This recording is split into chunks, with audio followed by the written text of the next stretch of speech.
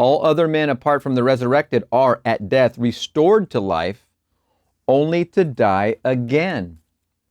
Isn't death wonderful? We get to go around this wheel over and over until we meet this one point. Okay, all that is, I am God right here. That's what that dot represents. From that dot, we are his dream. He's the dreamer, we're the dream. Several versions of dreams are available. We can travel between any of these dreams at will. Let's say this is a dream we're in now. It's a self-concept. You can call it that too. And you want to be in this dream because it's a little bit more abundant for you. You can make an impression into your sleeping self to affect the dream to become awake in this dream, which is your daily waking reality. You're a thousandaire here and you want to be a millionaire here. You make the impression. You're single, alone, not married. You want to be married, happy, in love with children. You make the impression and you create the reality. You're not healthy here. You want to make the impression to be healthy. You make the impression, you become healthy. It all is available. Each time you go through self-concept into a different self-concept, it is a rebirth. You will get used to this as you start to apply this technique for yourself to upgrade your life. What we're crossing over from the law, all these books so far have been about the law. All this information has been about the law, and what Neville has garnered from Abdullah and what he's garnered from the Bible and all of his 7 hours a day of studying the Bible and or Blake, Jerusalem.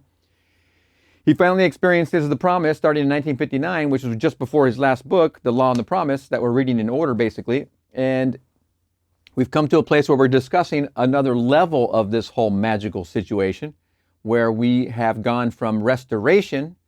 If you are in a self-concept and let's say you are done with your body and you need to still learn because you haven't met the moment of resurrection, which is being discussed right now, you're going to simply end this reality and you're going to wake up over here in this reality, according to Neville, in a body about 20 years old, basically brand new.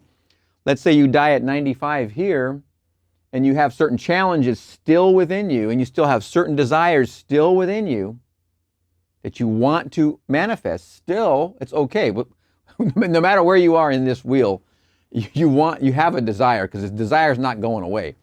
But if you're still working on a desire that you have not objectified and made real in your reality, you haven't made the impression, you still have that in you to do, you will leave this body and you'll wake up in this body about 20 years old and you'll have the same mission statement. Your mission statement will be to have that desire again and objectify it. If it's here, you want to objectify it here. You're going to work on certain situations and get involved with certain dramas and to make that impression, to get this lesson down until the moment of resurrection, which is when you've made several of these restorations, which are basically the old concept. We could use the word reincarnations. It's the same concept. You're just starting again, restoring back from a beginning, but with the same mission statement you had. You have a desire and a goal to objectify that desire. After so many turns around this wheel, it is effected by the grace of God alone, and only such an awakening does the New Testament use the term the resurrection. All other men apart from the resurrected are at death restored to life only to die again. Go again. The video games that are popular since I'm a teenager, you put a quarter in, you play, you die 3 times. Then you go back, put another quarter. All of these things have been kind of a training in a way because they would only reflect what's happening. Everything outside of you is a reflection of you anyway. So a video game is a reflection of you. You go, you die, you try again. You go and you go and you go until you get good at this game. This is all a game. This dream we're calling life is a game. You go and you go and you get good at it and good at it and good at it. And let's say you're not done yet. You get to the end of this life at 95 years old. You're not done yet. Well, you get to go again. You start over. You're 20 years old. You're in a brand new body. Do you need to go through the youth, through the baby and the 3 and the 2 and the 4 and 5 and all that? That could just be an implanted memory into your 20-year-old self. And if you look at the Seth material, every moment has its past and its future attached to it. So if you're arriving back in your restored self at age 20 per se, according to Neville, then in that 20 is baked in the past of that self. So if that's confusing at all to you, it shouldn't be, because baked into every single moment is a past and is a future from the moment you're in.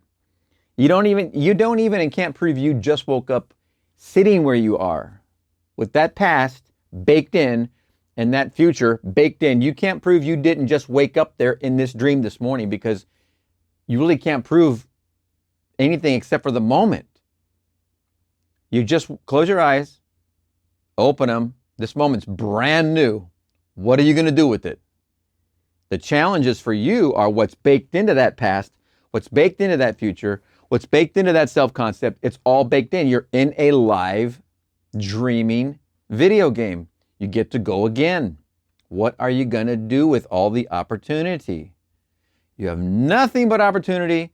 And as we're studying together, you have this great thing called the law to manifest anything to your heart's desire. Are you going to spend some time? Are you going to spend some effort? Are you going to take 3 weeks? Are you going to take 3 months? Are you going to get that dream fulfilled so you can get on with this? Resurrection, who knows when? Neville did say that you want to try and use the law to benefit, to lean yourself towards experiencing the promise, which is getting towards the fulfillment of God's promise. The law is one thing everybody uses and can use, and we've always been using anyway. All we're doing together here is unveiling how that works and breaking it down to nitty-gritty to understand it and apply it at will. Conscious will, that is. The promise is something that happens per His effected grace of God alone. So that awakening, the promise, happens to each of us in our own time. Not my ego, my time, but His time. Because I would garner to say that we've been in the wheel so many times already. And maybe you're here to be a teacher. Maybe you're here to affect people a certain way to have a benefit for them, not yourself, as in Neville's case. Neville was wonderful at that. So the resurrection is in the terms I learned from my teacher when I first met her. She broke down my information. She used numerology for that. She saw my numbers and she told me, well, you're working on your last life here. Whatever you're going to do because this is your last time here.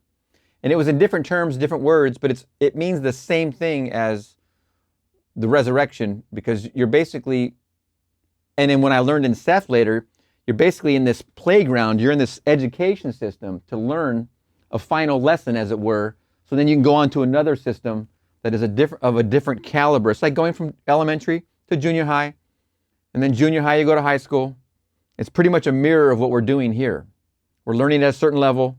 Once we get these lessons down, as we described in previous chapters, which are wonderfully put by Neville, we go to another school. Did you get your lessons down? If not, you get held back and you repeat. Then you go to the other school. Then you got a different school, a system in that school, of that school.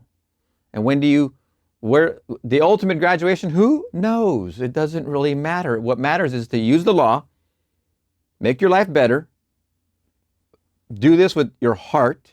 The golden rule is the only rule. If the resurrection, if the promise unveils itself within you, you know you're on the steps of that final non-restoration life. Restoration means the promise isn't anything to do with you, nor do you care. Lucille Ball was a good example, and Neville made it quite clear in some lectures. She was very, very good at using the law. She used to work as a telephone operator. She used to be able to hear voices and have them memorized in her mind. So when she heard the voice, she knew who it was. But her other skill was, as that early telephone operator, she could repeat the sound of that voice. So people would ask her, she used the law very well. Remember, she went to Neville's lectures. She would use the law so well, people would ask her, will you play the record for me? So she would play a record of another's voice so well that she could repeat that, and then they would have this manifest for themselves in their life. They would repeat something maybe of their boss, or I don't know those examples as much as I know that Lucille Ball was so good at it.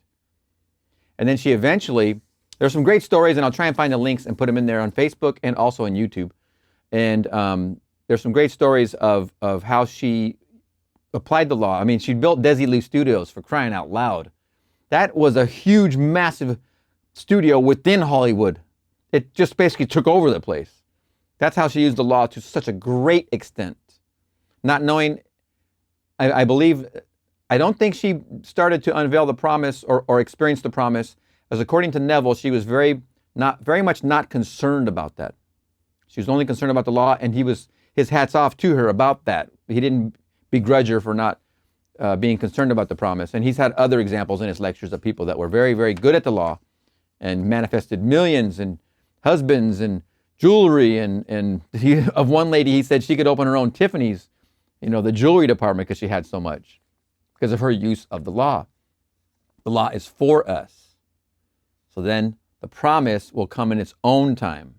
And the promise is his promise, and his promise will be delivered. You can bet on that. It's going to happen, whether in this life, or in this life, or in this life, or it could be a self-concept thing. You change into self-concept, use the path of righteousness, and start to open up these new opportunities for yourself, realize how this works, start doing this consciously, then who knows, the promise unveils itself because you just did that one last final challenge you have.